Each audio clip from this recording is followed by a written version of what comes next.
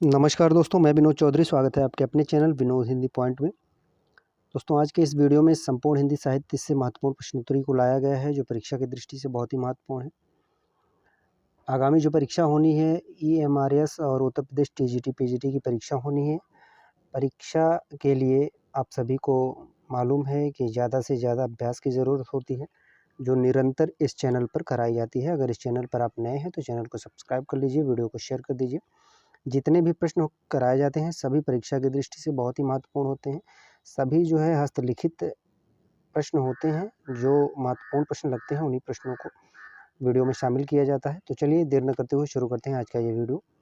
पहला प्रश्न है, कन्नौज के राजा जयचंद की वीरगाथा का गान किया गया। कन्नौज के राजा जयचंद की वीरगाथा का गान किया गया, तो किसमें किया गया ये बताना है आपको। जयचंद कृत पृथ्वीराज विजय में, भट्ट केदार कृत जयचंद प्रकाश में, जगनिक कृत आलखंड में, इनमें से कोई नहीं। तो इसका सही उत्तर हो जाएगा भट्ट केदार कृत जयचंद प्रकाश में जो है राजा जयचंद की वीरगाथा का गान किया गया। महत्वपूर्ण प्रश्न है। जो प्रश्न आपको महत्वपूर्ण लगे आप उसे अपनी डायरी में नोट कर लीजिए। अगला है, जयमयंक जस चंद्रिका के रचयिता कौन है। जयमयंक जस चंद्रिका के रचयिता कौन है। सही उत्तर हो जाएगा मधुकर कवि। जयमयंक जस चंद्रिका के रचयिता है मधुकर कवि। अगला प्रश्न है, असंगत युग्म कौन सा है। असंगत युग्म कौन सा है। तो इसमें जो सही उत्तर हो जाएगा श्रावकाचार स्वयंभू। यह असंगत है। श्रावकाचार जो है देवसेन की रचना है। 933 ईस्वी में यह रचना लिखी गई थी, देवसेन की है श्रावकाचार। बाकी सभी संगत हैं। योगसार, जोइंदु, महापुराण पुष्पदंत, भरतेश्वर, बाहुबली रास, शालिभद्र शौरी। अगला प्रश्न है, राजशेखर सूरीकृत नेमिनाथ फागु का प्रमुख रस कौन सा है। श्रृंगार, करुण, हास्य या फिर वीर। तो इसका सही उत्तर हो जाएगा श्रृंगार। राजशेखर सूरीकृत नेमिनाथ फागु का जो प्रमुख रस है वह श्रृंगार है। अगला प्रश्न है, अमीर खुसरो कृत नूह सिपर का विषय कौन सा है। अमीर खुसरो कृत नूह सिपर का विषय क्या है। तो नूह सिपर का जो विषय है भाषा विज्ञान, काव्यशास्त्र, प्रशस्ति पत्र, काव्यशास्त्र। तो नूह सिपर का विषय है भाषा विज्ञान। अमीर खुसरो कृत नूह सिपर का विषय है भाषा विज्ञान। अगला प्रश्न है, अमीर खुसरो को अवधी का प्रथम कवि किसने माना। अमीर खुसरो को अवधी का प्रथम कवि किसने माना। रामकुमार वर्मा, मिश्र बंधु, शुक्ल, डॉक्टर नगेंद्र। तो अमीर खुसरो को अवधी का प्रथम कवि मानने वाले हैं रामकुमार वर्मा।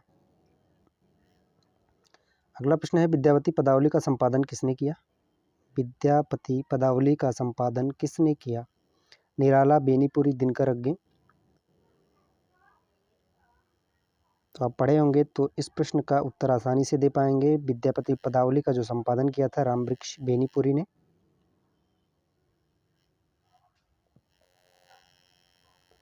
अगला प्रश्न है, प्रशस्ति मूलक मुक्तक काव्य है।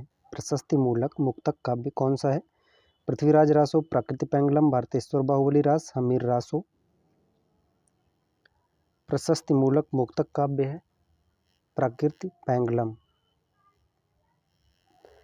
अगला प्रश्न है, ढोला मारू रदुहा की नायिका कौन है। महत्वपूर्ण प्रश्न है। ढोला मारू रदुहा यह कुशल लाभ की रचना है।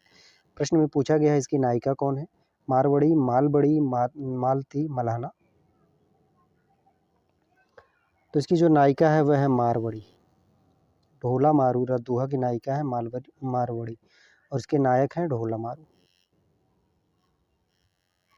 अगला प्रश्न है, प्रथम बावनी काव्य कौन सा है। महत्वपूर्ण प्रश्न है। प्रथम बावनी काव्य कौन सा है। शिवा बावनी, धर्म बावनी, मार्तिका, प्रथमाक्षरा दोहरा, रत्न बावनी। तो इसका सही उत्तर हो जाएगा मार्तिका प्रथमाक्षरा दोहरा। यह प्रथम बावनी काव्य है। महत्वपूर्ण प्रश्न है। मार्तिका प्रथम अक्षरा दोहरा यह प्रथम बावनी काव्य है। अगला प्रश्न है, व्याकरण ग्रंथ कौन सा है। वर्ण रत्नाकर, राहुल बेल, कीर्तलता, उक्ति, व्यक्ति प्रकरण। इसमें बताना है आपको व्याकरण ग्रंथ कौन सा है। तो इसका जो सही उत्तर हो जाएगा उक्ति व्यक्ति प्रकरण जो है यह व्याकरण ग्रंथ है। ये वर्ण रत्नाकर ये ज्योतिश्वर ठाकुर का है। राहुल वेल जो है रोड़ा कवि का है। कीर्तलता विद्यापति का है। उक्त व्यक्ति प्रकरण जो है यह दामोदर शर्मा का है और यह एक व्याकरण ग्रंथ है। प्रश्न अच्छे लग रहे हो तो एक बार फिर से निवेदन है आपसे कि चैनल पर नए हैं तो चैनल को सब्सक्राइब कर लीजिए, वीडियो को शेयर कर दीजिए। अगला है पृथ्वीराज रासो का सबसे बड़ा सर्ग कौन सा है। आप सभी को पता है पृथ्वीराज रासो में कुल 69 सर्ग हैं और 68 छंद हैं। तो इस प्रश्न में पूछा गया है सबसे बड़ा सर्ग कौन सा है। पद्मावती समय, विनय मंगल, कन्वज्जय युद्ध, कैमास वध। तो इसमें जो सबसे बड़ा सर्ग है वह है कन्वज्जय युद्ध। पृथ्वीराज रासो का सबसे बड़ा सर्ग है कन्वज्जय युद्ध। अगला प्रश्न है चंद्रबरदाई का मूल नाम क्या है। चंद्रबरदाई का मूल नाम क्या था। चंद्रेश, चंद्रिका, वलिद्य, बलबीर। बहुत से प्रश्न आपको नए मिलेंगे। तो चंद्रबरदाई का जो मूल नाम था वह था वलिद्य। चंद्रबरदाई का मूल नाम था वलिद्य। अगला प्रश्न है, प्रश्नों की संख्या आगे पीछे हो गई है। तो अगला प्रश्न है तुलसीदास की कुमार संभव से प्रभावित रचना कौन सी है। तुलसीदास की कुमार संभव से प्रभावित रचना कौन सी है। प्रश्न संख्या 32।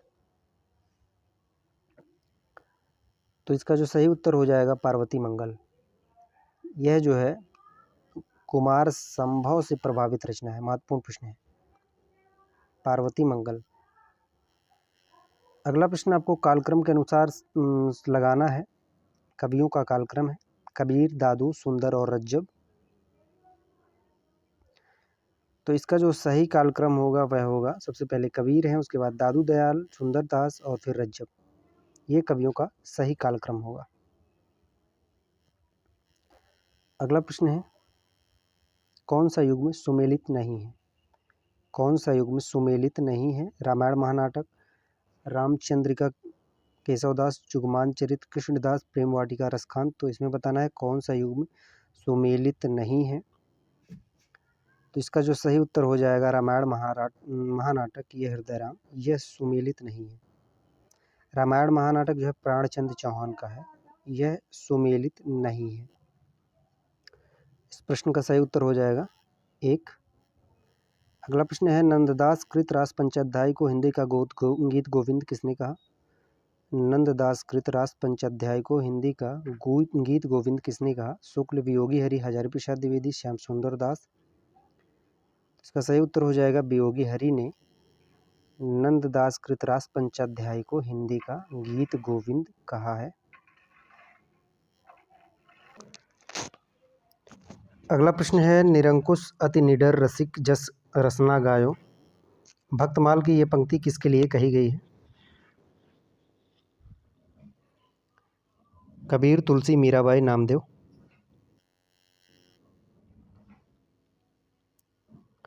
निरंकुश अति निडर रसिक जस रसना गायो। तो यह पंक्ति जो कही गई है वह मीराबाई के लिए कही गई है।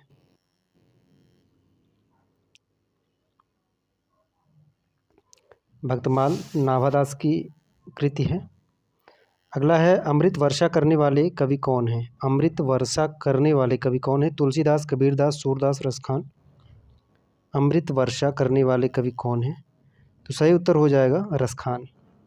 रसखान जो है अमृत वर्षा करने वाले कवि के रूप में जाने जाते हैं। अगला प्रश्न है आलवार का शाब्दिक अर्थ क्या है। आलवार का शाब्दिक अर्थ क्या है। शूद्र, मूर्ति पूजा, रूढ़वादी, मग्न होना। तो इसका सही उत्तर हो जाएगा मग्न होना। आलवार का जो शाब्दिक अर्थ है मग्न होना। आलवारों की संख्या जो है 12 है। वहीं नैनारों की बात की जाए तो नैनारों की संख्या 63 है। आलवार महिला संत का क्या नाम है। अपाला, गागी, राबिया, आंडाल। महत्वपूर्ण प्रश्न है। आलवार महिला संत का क्या नाम है। तो इसका सही उत्तर हो जाएगा आंडाल। अगला प्रश्न अवधूत किसे कहते हैं। अवधूत किसे कहते हैं। मध्वाचार्य के अनुयायियों को, निम्बार्क के वैरागियों को, रामानंद के वैरागियों को, चैतन्य के सन्यासियों को। तो बताना है आपको अवधूत किसे कहते हैं। अवधूत का संबंध जो है नाथों से था। तो इसका जो सही उत्तर हो जाएगा, रामानंद के वैरागियों को अवधूत कहते हैं। अगला प्रश्न है, जब ते प्रीति श्याम ते कीन्ही पंक्ति किसकी है? जब ते प्रीति श्याम ते कीन्ही, यह पंक्ति किसकी है? नंददास, सूरदास, पल्लवाचार्य, परमानंद दास। तो इसका सही उत्तर हो जाएगा परमानंद दास। जब ते प्रीति श्याम ते कीन्ही, यह पंक्ति जो है परमानंद दास की है। बढ़ते हैं अगले प्रश्न की तरफ। अगला प्रश्न है, भक्ति को धर्म का रसात्मक रूप किसने कहा? महत्वपूर्ण प्रश्न है, कई बार परीक्षा में पूछा गया प्रश्न है। Acharya Ramchandra Shukla, Hazari Prasad Dwivedi, doctor Nagendra, George Grierson. भक्ति को धर्म का रसात्मक रूप किसने कहा? आशा करते हैं ऐसे प्रश्न आपको अच्छी तरह से याद होंगे। तो इसका सही उत्तर हो जाएगा, आचार्य रामचंद्र शुक्ल ने भक्ति को धर्म का रसात्मक रूप कहा है। अगला प्रश्न है, भक्ति द्रविड़ी उपजी लाए रामानंद किसने कहा? यह विवादित प्रश्न रहता है बहुत सी परीक्षाओं में। तो इसका कहीं कहीं आपको इसका उत्तर मिलेगा सत्येंद्र, तो कहीं कहीं मिलेगा आपको कबीरदास। तो फिलहाल इस प्रश्न का जो उत्तर है कबीरदास ही है। भक्ति द्रविड़ी लाए उपजी लाए रामानंद किसने कहा? तो इसका सही उत्तर हो जाएगा कबीरदास। अगला प्रश्न है, कबीर का दार्शनिक चिंतन है। कबीर का दार्शनिक चिंतन है एकेश्वरवादी, रहस्यवादी, दैत्यवादी, अदैत्यवादी। तो कबीर का जो दार्शनिक चिंतन है वह है रहस्यवादी। अगला प्रश्न है, जायसे की किस कृति में कयामत का वर्णन है? आखिरी कलाम, पद्मावत, कान्हावत, अखरावट। जायसे की किस कृति में आखिरी कलाम का कयामत का वर्णन है? तो इसका सही उत्तर हो जाएगा आखिरी कलाम में कयामत का वर्णन है।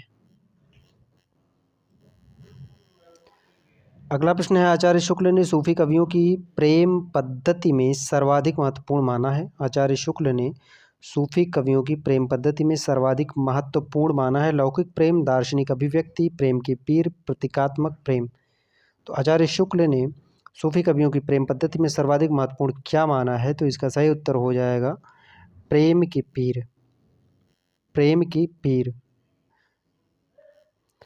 अगला प्रश्न है, मिलान करना है सूची 1 का सूची 2 से। तो एक तरफ पंक्ति है, दूसरे तरफ उनके रचनाकार हैं पंक्ति के। बलदीप देखा अंग्रेजा, दूसरा है रुक्मणी पुनि वैसे ही मारी गई, तीसरा है हिंदू मग पर पाँव न राख्यो, चौथा है कबीर कानी राखी नहीं वर्णाश्रम सठ दर्शनी। तो इसका जो सही उत्तर हो जाएगा, देखिए बलदीप देखा अंग्रेजा यह उस्मान का है। ठीक है, बलदीप देखा अंग्रेजा यह उस्मान का है। रुक्मणी पुनि वैष्णवी मारी गई यह जो है कुतुबुन का है।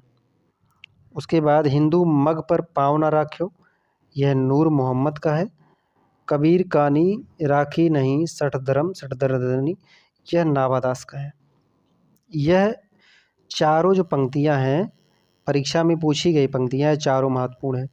ठीक है, हिंदू मग पर पाँव ना राख्यो नूर मोहम्मद की पंक्ति तो कई बार परीक्षा में पूछी गई है। अगला प्रश्न है, तुलसीदास को चलता फिरता तरु किसने कहा?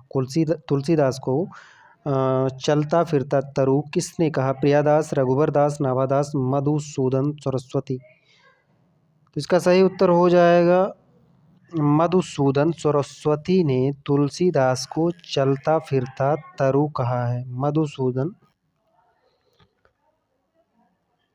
मधुसूदन सरस्वती ने तुलसीदास को चलता फिरता तरु कहा है। अगला प्रश्न है, रामाज्ञा प्रश्न का दूसरा नाम क्या है? रामाज्ञा प्रश्न का दूसरा नाम क्या है? शकुना शकुन विचार, राम प्रश्नावली, दोहावली रामायण, अंतर्वेदी रामायण। रामाज्ञा प्रश्न का दूसरा नाम है दोहावली रामायण। ठीक है, रामाज्ञा प्रश्न का दूसरा नाम दोहावली रामायण इसका सही उत्तर हो जाएगा। ठीक है, अगला प्रश्न है, विनय पत्रिका के में कितने पद हैं? विनय पत्रिका में कितने पद हैं? 280, 180, 380, 480। तो इसका सही उत्तर हो जाएगा 280। विनय पत्रिका में कुल कितने पद हैं? तो 280। अगला प्रश्न, साधना के क्षेत्र में जो ब्रह्मा है साहित्य के क्षेत्र में वही रहस्यवाद है, यह कथन किसका है?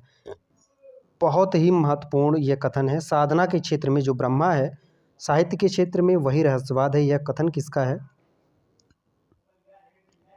तो इसका जो सही उत्तर हो जाएगा आचार्य रामचंद्र शुक्ल का यह कथन है, साधना के क्षेत्र में जो ब्रह्मा है, साहित्य के क्षेत्र में वही रहस्यवाद है।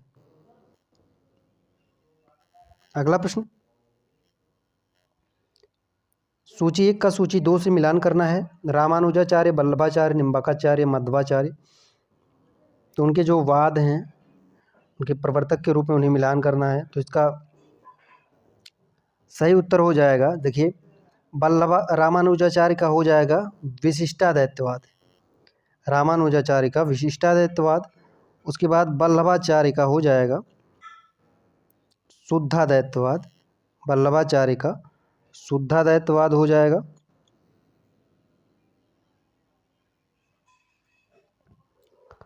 और निम्बार्काचार्य का हो जाएगा द्वैताद्वैतवाद, मध्वाचार्य का हो जाएगा द्वैतवाद। एक बार फिर से, रामानुजाचार्य विशिष्टाद्वैतवाद, वल्लभाचार्य शुद्धाद्वैतवाद, निम्बार्काचार्य द्वैताद्वैतवाद, मध्वाचार्य द्वैतवाद। अगला प्रश्न है, विद्यापति के पदों को नागिन की लहर किसने कहा? विद्यापति के पदों को नागिन की लहर किसने कहा? हरिप्रसाद शास्त्री, निराला, बच्चन सिंह, हजारी प्रसाद द्विवेदी। तो इसका जो सही उत्तर हो जाएगा वह सूर्यकांत त्रिपाठी निराला ने विद्यापति के पदों को नागिन की लहर कहा है।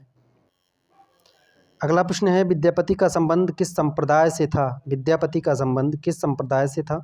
वैष्णव संप्रदाय, निम्बार्क संप्रदाय, शैव संप्रदाय, स्त्री संप्रदाय। तो इसका सही उत्तर हो जाएगा शैव संप्रदाय। विद्यापति का जो संबंध था वह शैव संप्रदाय से था।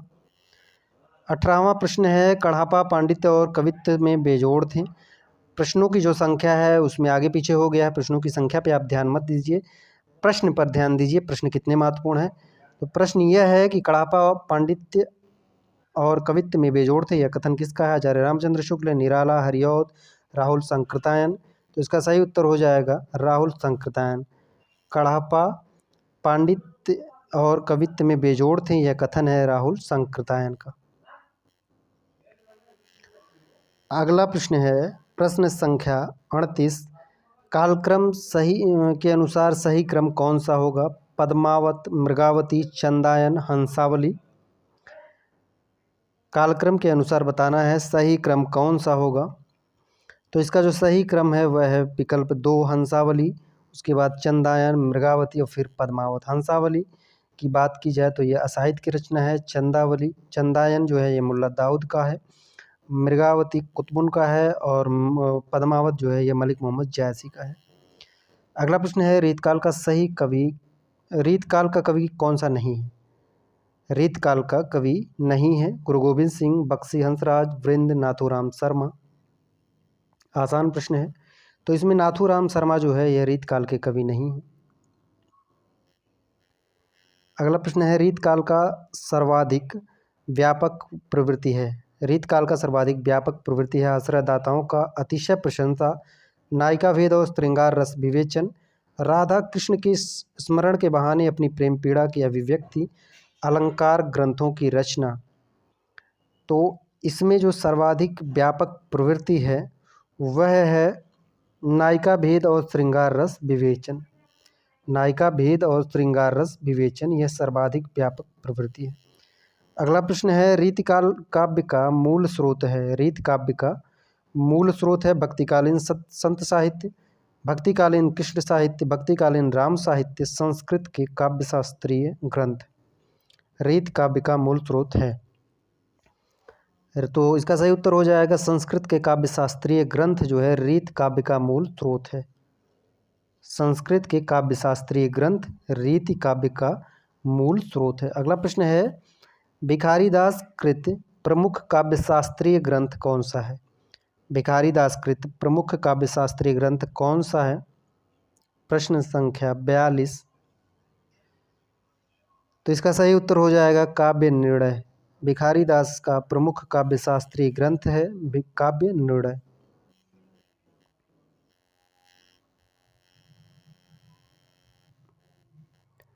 अगला प्रश्न है, किस कवि ने भक्ति, श्रृंगार और वीर तीनों विषयों पर अधिकार पूर्वक लिखा?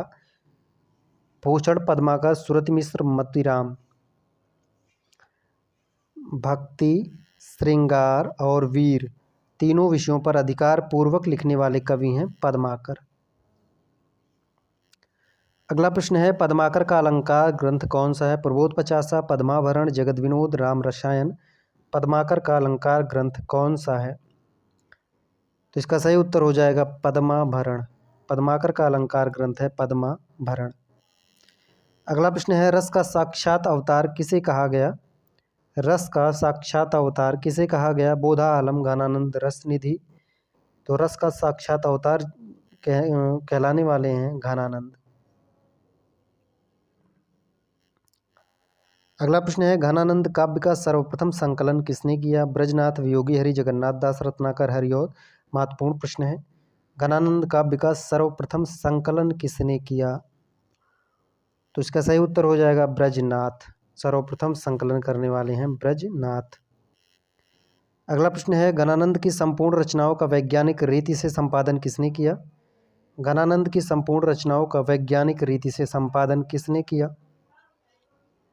भारतेंदु हरिश्चंद्र, जगन्नाथ दास, रत्नाकर, विश्वनाथ प्रसाद मिश्र, बाबू गुलाब राय।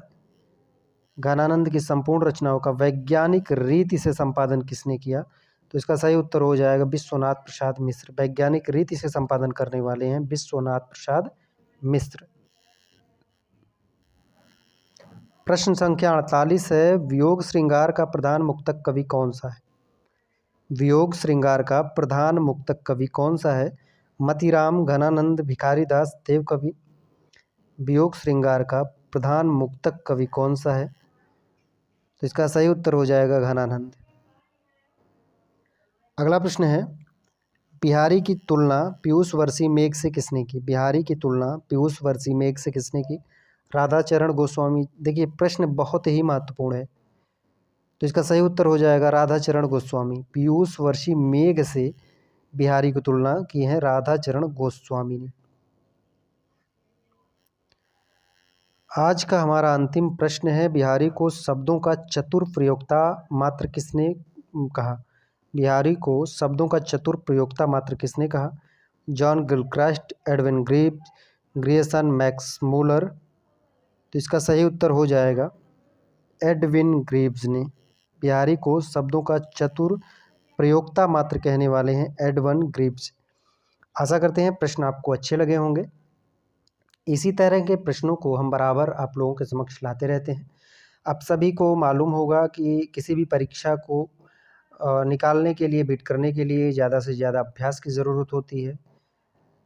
तो जितने भी अभ्यास पेपर हमारे चैनल पर कराए जाते हैं सभी प्रश्न महत्वपूर्ण होते हैं।